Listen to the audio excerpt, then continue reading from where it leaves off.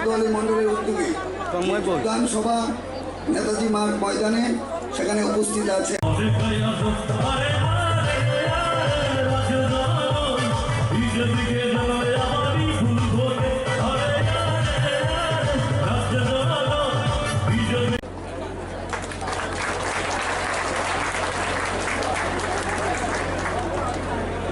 অসংখ্য ধন্যবাদ।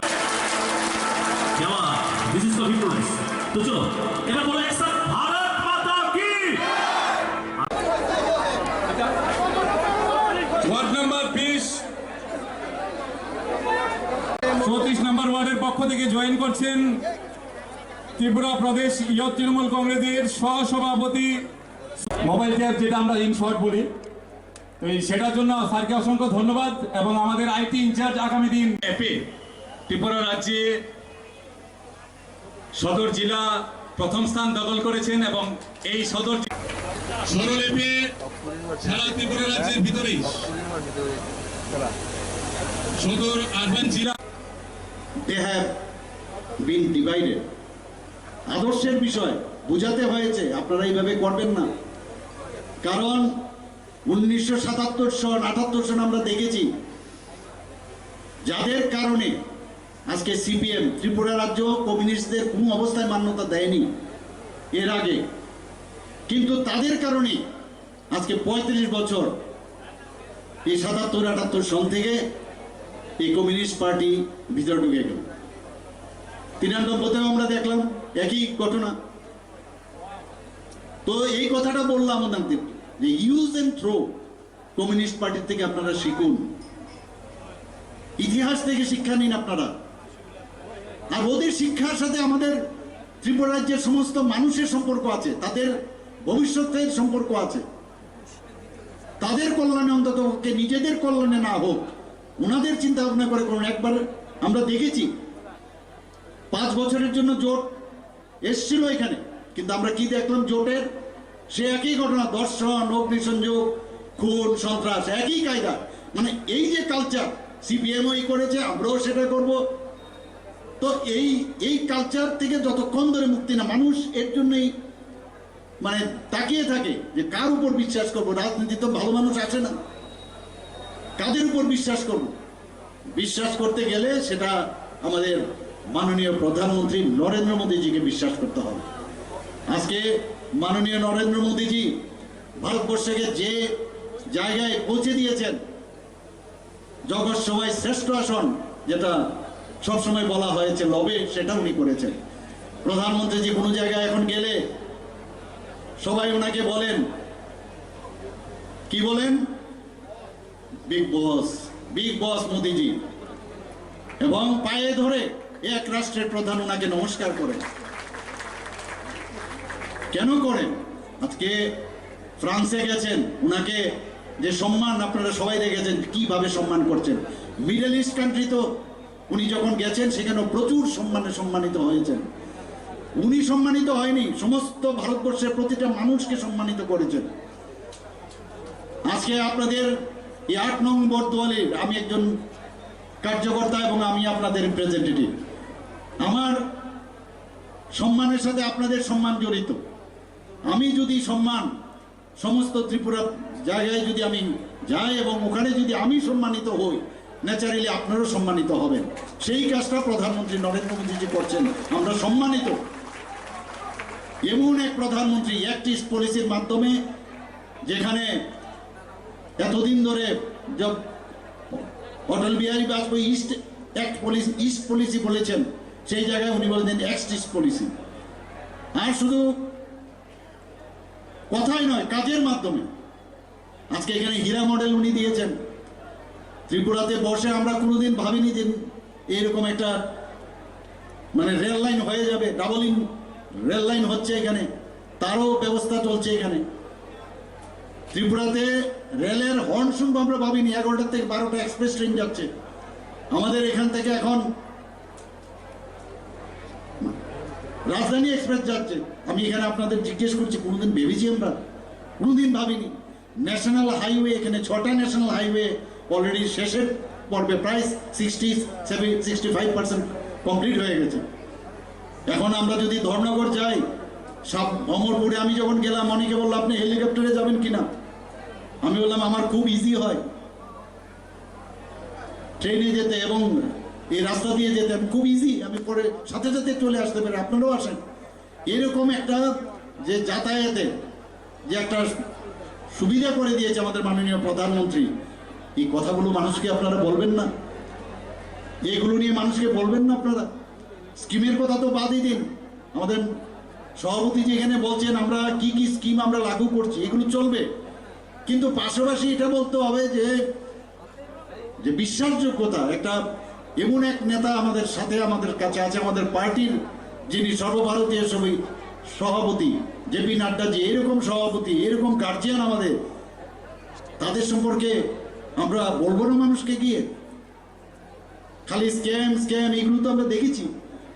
আমাদের ত্রিপুরা সরকারও সেইভাবে আমাদের এখানে বলা হয়েছে যে ডাবল ইঞ্জিনের সরকার। আমি তো ডাবল ইঞ্জিনের সরকার বলবো না, আমি তো ট্রিপল ইঞ্জিনের সরকার বলবো। আগরতলা মিউনিসিপ্যাল কর্পোরেশনের আমাদের 20টা আছে আমাদের মিউনিসিপ্যালিটি এবং নগর পঞ্চায়েত, সব জায়গায় তো আমাদের, আর ত্রিস্তরীয় পঞ্চায়েতও আমরা। তাহলে কত ইঞ্জিনের সরকার আমরা? গুনতে থাকুন আপনারা সবাই। সব জায়গায় আমাদের সরকার, এমনিতে আসেনি, আমরা জোর করে জিতিনি। এবার আমি মাননীয় মুখ্যমন্ত্রী পশ্চিমবাংলার, ওনাকে আমি বলেছি আমার ফেসবুকে যে আসুন ত্রিপুরাতে, এসে দেখে যান গণতন্ত্র কাকে বলে। পঞ্চায়েতের সেই ইলেকশনে আবার দেখেছেন, আমরা জানতাম এগুলো হবে, মানে অফিসিয়ালি 18 থেকে 19 জন খুন হয়েছে। কলকাতা এয়ারপোর্টে যদি আপনারা নামেন, দেখবেন একমাত্র তৃণমূলের ফ্ল্যাগ ছাড়া কোথাও পথ করছে, আর কোনো ফ্ল্যাগ নেই। কিন্তু আমাদের এখানে সবার ফ্ল্যাগ উড়ে। ইলেকশনের সময় আমরা দেখেছেন, এবার আপনারা দেখেছেন। এই কথাটাই ওনাকে আমি বলেছিলাম যে এইবারের যে বিগত যে 3-4 মাস আগে আমাদের যে ইলেকশন হয়ে গেল, কোথাও কোনো রকম জবরদস্তির কোনো খবর নেই। আমি বারবার আমাদের মাননীয় সভাপতির সাথে আমরা বারবার বলেছি যে আমরা কোনো রকম জবরদস্তি করব না, ডেমোক্রেটিক্যালি আমরা জিততে চাই, এবং সেটা আমরা করতে পেরেছি। এবং একমাত্র আমাদের আশীর্বাদ কার? মাননীয় প্রধানমন্ত্রীর জন্য। ত্রিপুরার ইতিহাসে এইভাবে ইলেকশন বিধানসভার আর কখনো কোনোদিন হয়নি। 2 তারিখ রেজাল্ট পর্যন্ত, আমাদের 16 তারিখ ফেব্রুয়ারির ইলেকশন হয়েছে, এই 2 তারিখ রেজাল্ট পর্যন্ত মার্চের, তার মাঝখানে কোথাও কোনো অপ্রীতিকর ঘটনা নেই। কিন্তু আমরা কি দেখলাম? কুচক্রীদের মধ্যে আবার সমস্যা হয়ে গেল যে ইলেকশনের পরে এমন একটা দেখাতে হবে যে এখানে নানা রকম চেষ্টা, এদিক সেদিক 8-10টা ছোট ছোট ঘটনা করে সেটাকে হাইলাইট করার চেষ্টা করেছে অল ইন্ডিয়া নিউজ পেপারে। আমরা সেগুলোকে দমন করতে পেরেছি। এ তো অনেকদিন ধরে আমরা দেখছি এগুলো, যে ইলেকশন নির্বাচনোত্তর যে সন্ত্রাসের কথা বলে, যেটা আমরা আগে করতাম, এখন সেটা সিপিএম এসে আমাদের কাছে দেয়। অভ্যেসে পরিণত হয়েছে এগুলো। এবং এটা ব্যবস্থা আমাদের মাননীয় মুখ্যমন্ত্রী করেছেন, যার ফলে এই রাজ্যে প্রায় 59 কোটি টাকার বাজেটে সেটা প্রভিশন রাখা হয়েছে। আমি ধন্যবাদ জানাই মাননীয় মুখ্যমন্ত্রীকে। আমরা জানি এই রাজ্যে কৃষিকে নির্ভর করে, আমরা আজকে সৌভাগ্যবান যে আজকে রাজ্যের কৃষকদেরকে প্রোৎসাহিত করার জন্য, এই কৃষকদের আয় 2 গুণ থেকে 3 গুণ করার জন্য আমাদের রাজ্যের 2018 সরকার, বিজেপি সরকার, এবং 2023-এও এই কৃষকদের আয় দ্বিগুণ করার লক্ষ্যে আমাদের রাজ্য সরকার উদ্যোগ গ্রহণ করেছে।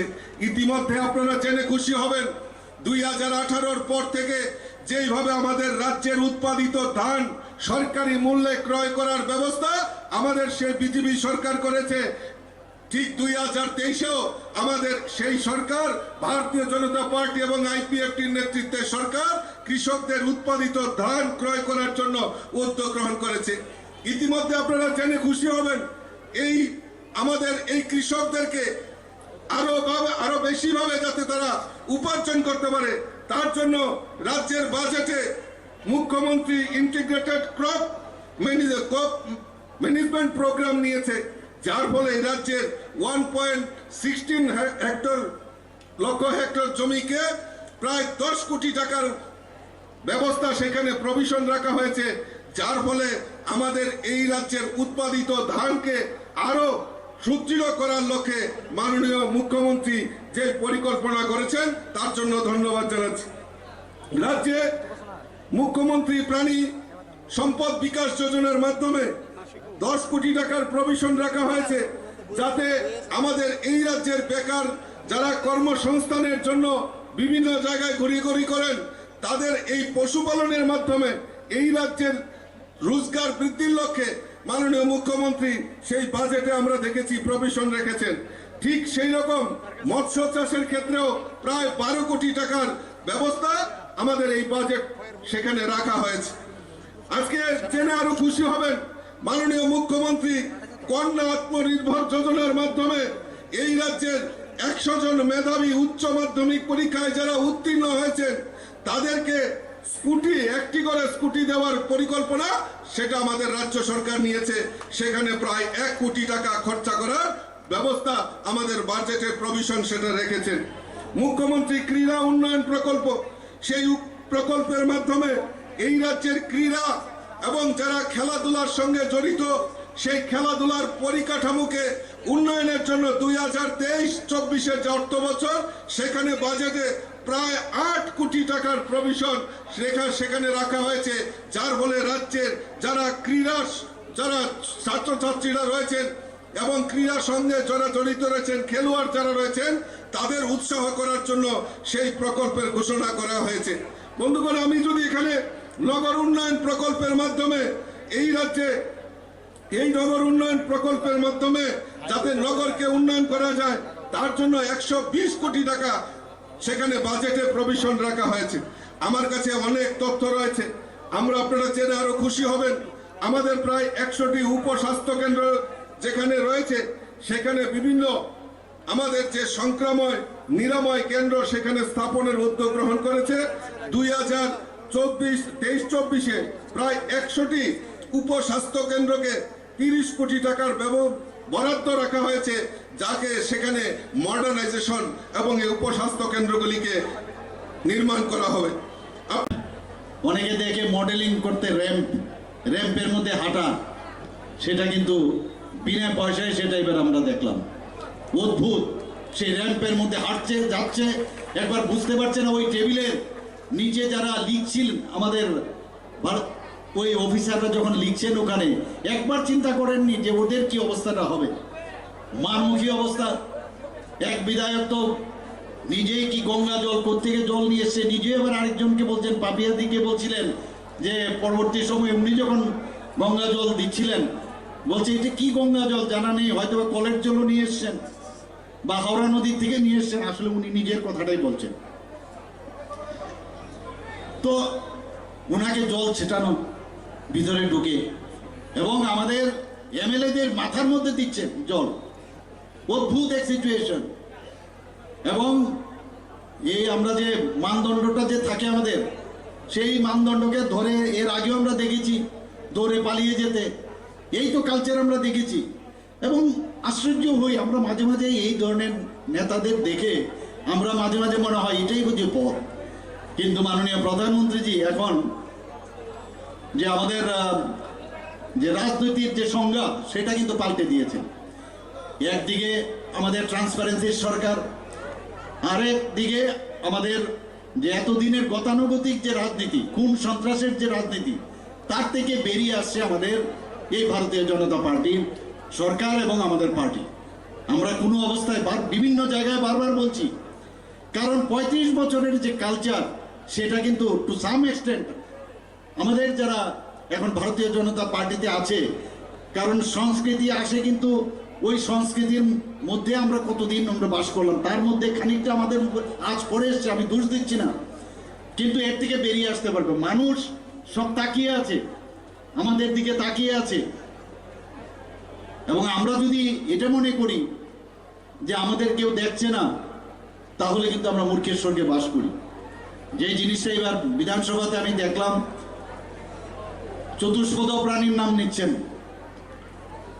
বারবার চতুষ্পদ প্রাণীর নাম নিচ্ছেন।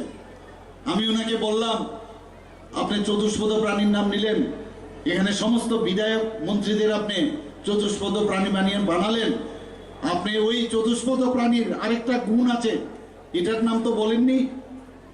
এটার নাম হচ্ছে, ওর একটা লেজও আছে, সেই লেজটা কিন্তু কখনো সোজা হয় না। এটা আপনার বুঝতে হবে। সেটা আমি ওখানে বলেছি যে ফ্রাস্ট্রেশনের আরেক নাম হচ্ছে অসহিষ্ণুতা। ফ্রাস্ট্রেশনের আরেক নাম হচ্ছে অসহিষ্ণুতা। দে আর অল ফ্রাস্ট্রেটেড। তিনটা পার্টি, মাথার দোষ আমি দিচ্ছি না এখন, কারণ ওরা নবাগত। কংগ্রেস এবং সিপিএম, আমি ওখানকার একজন বরিষ্ঠ পুরনো বিধায়ক এবার এসছেন, ওনাকে আমি বললাম যে আপনি এত বয়স্ক লোক হয়ে আপনি যেভাবে এই টেবিলটাকে উপড়ে ফেলার চেষ্টা করলেন, সেটা কি মানানসই হয়? সেখানে আমি বলেছি যে বড়া মিয়া তো বড়া মিয়া, ছোটা মিয়া আমি সুবহানাল্লাহ। ওনাদেরকে বললাম আমি এই বিধানসভার মধ্যে বসে, এগুলো কি শিখাচ্ছেন আপনারা? এতদিন এই বিধানসভার মধ্যে এই যে আনপার্লামেন্টারিয়ান শব্দ ব্যবহার করা, আনপার্লামেন্টারিয়ানও তার স্বভাব সেইভাবে এতদিন এই ত্রিপুরাবাসী দেখেছেন, সারা ভারতবর্ষ এখন দেখেছেন। কিন্তু এখন আর সেই সুবিধা নাই, কারণ এখন ভারতীয় জনতা পার্টি নেতৃত্বে এবং ভারতীয় জনতা পার্টির সরকার এখন সেই বিধানসভার মধ্যে ঢুকে গেছেন। অদ্ভুত সব সিচুয়েশন আমি দেখলাম। এবার আমার মনে হয়েছে যে কাঠমোষণের যে ঘটনা আপনাদের সামনে রাখছি, আমি জিজ্ঞেস করেছি মাননীয় স্পিকার মহোদয়কে এবং আমাদের অন্যান্য যে কাঠমোষণের অর্থটা কি। আমার ফিলিংস হয়েছে কাঠমোষণের কি, এখানে যখন বিধায়করা বলছিলেন অপোজিশনের যারা, যে ওখানে এই ডেভেলপমেন্ট লাগবে, ওখানে এই ইনফ্রাস্ট্রাকচার লাগবে, এই লাগবে সেই লাগবে, তো বাজেটের উপরে কাঠমোষণ যদি হয় তাহলে তুমি তো এটা অ্যাডমোশন হওয়া উচিত। কাঠমোষণ কোথার থেকে হবে? কারণ একদিকে তুমি বলছো এখানে উন্নয়ন বেশি হওয়া দরকার, তারপর বলছে 1 টাকা কমাতে হবে সেই বাজেট থেকে। সেই প্রশ্ন আমি ওনাদের কাছে ছুড়ে দিয়েছি। তো সেখানে প্রথাগত যে রুলস, প্রথাগতভাবে যে ঘটনা, সেটা কি, যে দৃষ্টি আকর্ষণী মন্ত্রীরা যারা আছেন তাদেরকে উত্তরের, তাদের প্রশ্ন করার সুযোগ, তার প্রশ্নপত্রের সেই ব্যবস্থা ওখানে আছে, কল অ্যাটেনশন মোশন আছে, আমাদের যে রেফারেন্স পিরিয়ড আছে সেখানে প্রশ্ন করার সুযোগ আছে, কোশ্চেন আওয়ারের সুযোগ আছে সেখানে। তাহলে আবার কাট মোশন, আবার এটা কি? উত্তর কিন্তু কেউ দিতে পারেনি। তো মানুষের এবং বুঝিয়ে একটু বোঝার চেষ্টা করলে অনেক জিনিস প্রথাগতভাবে এই যে রাজনীতি, চোখ টিপ দেওয়ার রাজনীতি আমরা দেখে এসেছি। কংগ্রেস ভবনে তো কতবার যে তালা পড়েছে হিসাব নেই, আপনারা সবাই দেখেছেন। তালা পড়ে, তালা ভাঙে, আমি থাকলেই সব ঠিক আর নাহলে সব বেঠিক, এই যে একটা সংস্কৃতি আমরা দেখেছি ওদেরকে। এবং এখনো ওনারা সেইভাবে চালাচ্ছেন। 3 পার্টি একসাথে মিলেছেন, কিন্তু শেষ পর্যন্ত কি হলো, সেই পার্টির এমন একটা ভাব ফার্স্ট ডেতে যে এইবার বুঝি একদম বিধানসভার চেহারাই পাল্টে যাবে, চেহারা বিধানসভা ঠিকভাবে চলছে না, সেই অপকৌশল একজনের বাড়িতে বসে সেই প্ল্যানিং ট্রেনিং করেছে ওরা। আরে আসল কথা, তুমি বিধানসভায় এসছো, পবিত্র বিধানসভা, সেখানে মানুষের হয়ে কথা বলবে, সরকারের যদি ভুল ত্রুটি থাকে সেগুলো তুমি ধরিয়ে দেবে। কিন্তু এইগুলো কি, তুমি আন্দোলনের নামে গণতন্ত্রের কে ব্যবহার করে এই ধরনের উচ্ছৃঙ্খল আচরণ। যখন প্রথমবার মাননীয় বিধায়ক ভিতরে এবং 5 জনকে আমাদের রুলস 30, যে বিধানসভার যে রুলস 30 কে ব্যবহার করে, আমি যখন স্পিকার মহোদয়কে বললাম যে এই 5 জনকে এই বিধানসভা থেকে বের করতে হবে, বহিষ্কার করতে হবে, উনি সাথে সাথে রুলিং দিলেন, যে বহিষ্কারের নোটিশ দিলেন, 5 জন চলে গেলেন। আমরা গণতন্ত্র মানি, সবাই আমাদের বললেন যে এটা আপনি উইথড্র করান। 331 রুলসের আবার সেটা প্রয়োগ করলাম যে ওনাদেরকে ফিরিয়ে আন। তো ফিরিয়ে আসার পর কি বললেন, সেই চতুষ্পদ প্রাণীর কথা বলছেন। শেষ পর্যন্ত বাধ্য হয়ে আবার ওনাকে বহিষ্কার করেছেন মাননীয় স্পিকার মহোদয়। তো যে দৃশ্যটা আমার কাছে লাগলো অদ্ভুত, খুব ভালো লাগলো দৃশ্যটা। আপনারা শোলে পিকচার নিশ্চয়ই দেখেছেন। শোলের মধ্যে অমিতাভ বচ্চন আর ধর্মেন্দ্র বলছে পিস্তল আ চুকা হয়, মানে এই খবরটা যাতে খবর পৌঁছে জেলারের কাছে। তো জেলার সমস্ত তার যে পুলিশ বাহিনী, মানে জেলের পুলিশ, তাদেরকে নিয়ে এক জায়গায়, যারা এখানে কম বয়সের একটু দেখে নেবেন, যারা দেখেছেন তো বলে লাভ নেই। তো কে বলছে হল্ট, আধা বায়ে আধা ডাইনে পিস্তল খুঁজবে এবং বাকি মেরে সাতাও। তো এই অবস্থাটা ওই মাননীয় বিধায়ককে দেখলাম, উনি যখন দ্বিতীয়বারের জন্য বহিষ্কার হলো, একা একা বেরিয়ে যেতে দেখলাম। আমরা ওনাকে 8 টাউন বর্তালী মন্ডলের পক্ষ থেকে স্বাগত জানাচ্ছি। ওনাকে বলবো দর্শকের দিকে একটু হাত নেড়ে আপনি দেখাবেন। যুব তৃণমূল কংগ্রেসের প্রদেশ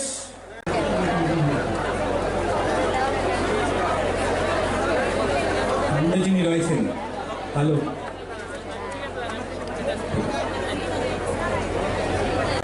এবং সবাই মিলে ডক্টর মানিক শাহজি তোমায় জানাই স্বাগতম। ডক্টর মানিক শাহজি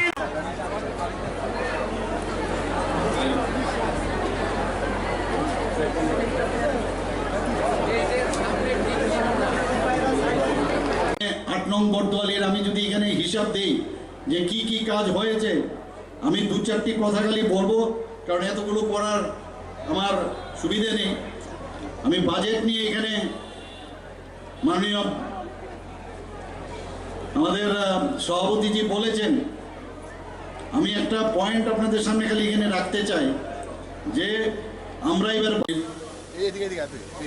যে মণ্ডল সবাই যে যোগদান সভা, সেই যোগদান সভা আজকে নেতাজি স্কুলের ময়দানে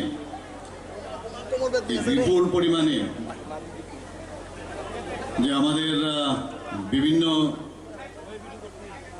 স্তরের আমাদের পার্টির এবং অন্যান্য আমাদের সমাজের বিভিন্ন অংশের মানুষের যে এখানে জমায়েত, এই যোগদান সভায়, সেই সভায় মঞ্চে উপস্থিত আছেন যিনি একটু আগে বিস্তৃতভাবে এখানে আলোচনা রেখেছেন, আমাদের ত্রিপুরা প্রদেশ বিজেপির মাননীয় সভাপতি শ্রী রাজীব ভট্টাচার্য মহোদয়। উপস্থিত আছেন আমাদের ত্রিপুরা প্রদেশ বিজেপির আরেকজন লড়াকু নেত্রী, সাধারণ সম্পাদিকা শ্রীমতী পাপিয়া দত্ত মহোদয়া। উপস্থিত সবসময় যার আপনারা ওনাকে দেখেন, টিভিতে দেখেন, বিভিন্ন সময়ে কাজে সবসময় উনি ব্যস্ত থাকেন, চলমান একজন ব্যক্তি, সাধারণ মানুষের জন্য কাজ করেন, আগরতলা পুর নিগমের মাননীয় মেয়র শ্রী দীপক মজুমদার মহোদয়। উপস্থিত আমাদের যুব মোর্চা ত্রিপুরা প্রদেশের মাননীয় সভাপতি শ্রী নবাদল বণিক, সবাই ওনাকে যুব আইকন হিসাবেও অনেক সময় বলে থাকেন। উপস্থিত আরেকজন খুব ভালো বক্তব্য রাখেন এবং সবাই ওনাকে আদরও করেন, ভালোবাসেন, যারা ছোট তারা ওনাকে শ্রদ্ধা করেন, আমাদের সদর আরবান ডিস্ট্রিক্টের মাননীয় সভাপতি শ্রী অসীম ভট্টাচার্য মহোদয়। আর এখানে 8 টাউন ইনকলাব জিন্দাবাদ, আমরা খাবো তোমরা বাদ। আর সেই স্লোগান ভারতীয় জনতা পার্টির নেতৃত্বে সরকার সেই স্লোগান পরিবর্তন হয়েছে। সেই স্লোগান হয়েছে সবকা সাথ, সবকা বিকাশ, সবকা বিশ্বাস, সবকা প্রয়াস নিয়ে ভারতীয় জনতা পার্টি সরকার ত্রিপুরা রাজ্যে পরিচালিত হচ্ছে। বন্ধুগণ, আজকে আমরা ধন্যবাদ জানাই মাননীয় মুখ্যমন্ত্রীর নেতৃত্বে। আজকে যে বাজেট আমাদের সামনে উপস্থাপন করেছে, সেই বাজেটে মাননীয় মুখ্যমন্ত্রী 13টি প্রকল্পের ঘোষণা করেছেন। সেই প্রকল্পের মাধ্যমে রাজ্যের প্রত্যেকটা অংশের জনগণের জন্য সাহায্যের হাত মাননীয় মুখ্যমন্ত্রী বাড়িয়ে দিয়েছেন। উনি চিন্তা করেছেন মাননীয় মুখ্যমন্ত্রী যে রাজ্যে আয়ুষ্মান কার্ড, আমাদের দেশের যশস্বী প্রধানমন্ত্রী নরেন্দ্র মোদীজি দেশের গরিব মেহনতি মানুষ যারা রয়েছেন, বিনা পয়সায় চিকিৎসার অভাবে যাদের মৃত্যু হয়, তাদেরকে চিকিৎসা সুরক্ষা দেওয়ার জন্য দেশের প্রধানমন্ত্রী 5 লক্ষ টাকা পর্যন্ত আয়ুষ্মান কার্ডের মাধ্যমে গরিব মেহনতি মানুষের চিকিৎসার দায়ভার আমাদের দেশের প্রধানমন্ত্রী নিয়েছেন। কিন্তু তার একটা আমাদের কাছে কিছু লোক যারা রয়েছেন গরিব অংশের মানুষ, তাদের একটা পার্সেন্টেজ বাদ পড়েছিল। মাননীয় মুখ্যমন্ত্রী সেই উদ্যোগ গ্রহণ করেছেন। যারা এই গরিব মেহনতি মানুষ রয়েছেন, যাদের আয়ুষ্মান কার্ড থেকে বঞ্চিত হয়েছে, তাদেরকে এই রাজ্যে ঠিক আয়ুষ্মান মুখ্যমন্ত্রী জন আরোগ্য যোজনার মাধ্যমে সেই সুযোগ করে দেওয়ার জন্য মুখ্যমন্ত্রী সেই পরিকল্পনা গ্রহণ করেছেন। সারা ত্রিপুরা 8 নং বর্তমালী থেকে মানুষ শিখবে, জানবে, এখান থেকে দেখবে অন্যান্য আজকে যে 7টা আমাদের বিধানসভা আছে, এখানের কাজকর্ম, এখানকার আমাদের যারা ভারতীয় জনতা পার্টির কার্যকর্তা তারা এবং আমি, যেহেতু মুখ্যমন্ত্রী আমাকে দায়িত্ব দিয়েছেন, সেই হিসাবে মানুষ সব দেখে যে এই বিধানসভার কি কি কাজ হচ্ছে। এটা একটা গভর্নমেন্ট একা কিন্তু সেই কাজ কমপ্লিট করতে পারবে না, যতক্ষণ আপনারা যারা এখানে উপস্থিত আছেন সবার সহযোগিতা ছাড়া সেটা সম্ভব হবে না। তো আর এখানে যদি আমি বলি, প্রচুর একেবারে মোটা একটা আছে যে কনস্ট্রাকশন অফ পাবলিক টয়লেট, এখানে work in progress, BKLN ward, construction of RCC building at Umakanta mini stadium, তাছাড়া ডেভেলপমেন্ট অফ অলক সংঘ, সেখানেও প্রায় 10 লক্ষ টাকা আছে। এর আগেরটা যেটা বললাম 24 লক্ষ টাকা দেওয়া হয়েছে, ওয়ার্ক চলছে। এবং জিম যেটা দেওয়া হয়েছে রামনগরে, সেখানেও 10 লক্ষ টাকার মতো সেই জিমের জন্য ওপেন জিম দেওয়া হয়েছে। তাছাড়া development of Chalpatti area by construction RCC, সেখানেও 67,96,136 আমরা দিয়েছি। শান্তিপাড়ার এরিয়াতে প্রায় 84,96,96 লক্ষ টাকা দেওয়া হয়েছে। তাছাড়া আরসিসি বক্সেল, যেটা বটতলা শিব মন্দির থেকে কালাপানিয়া। দেশের বিধানসভা নির্বাচনের আগে কংগ্রেস কমিউনিস্ট এক জায়গায় হয়ে বিধানসভা নির্বাচন লড়ছে, আর কি বলছেন, আয়া বর্তাসি।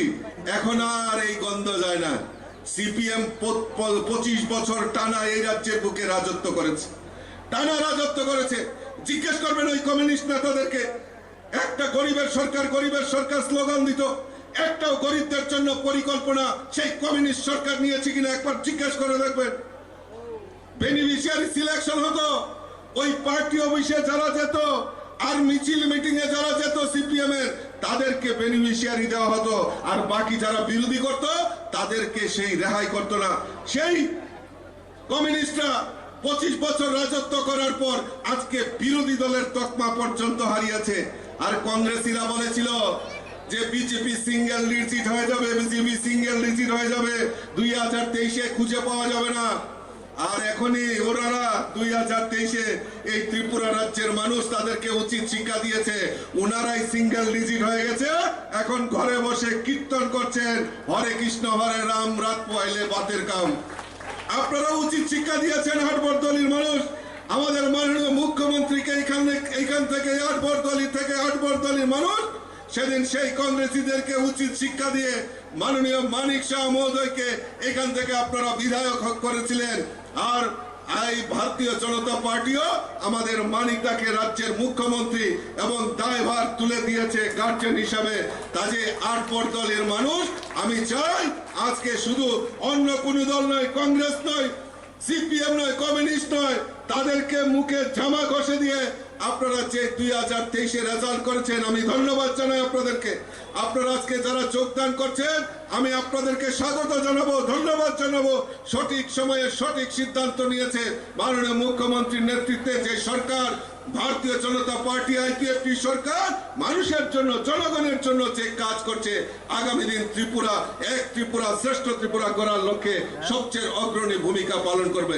আমি আমার আলোচনার দীর্ঘায়িত করছি না, মাননীয় মুখ্যমন্ত্রী আপনাদের সামনে বক্তব্য রাখবেন। আমি শুধু একটাই কথা আপনাদের কাছে আবেদন রাখবো, সামনে আমাদের লোকসভা নির্বাচন 2024-এ।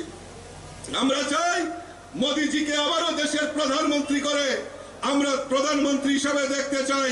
তাই সকল কার্যকর্তা মিলে আমরা বর্তমানী থেকে আমাদের জেলা প্রার্থী হবেন লোকসভা নির্বাচনে বিপুল ভোটে জয়যুক্ত করে আমরা মোদিজির হাতকে শক্তিশালী করব, সেই দৃঢ় সংকল্প নিয়ে আমাদের সমস্ত বুথ স্তরে কাজ করতে হবে।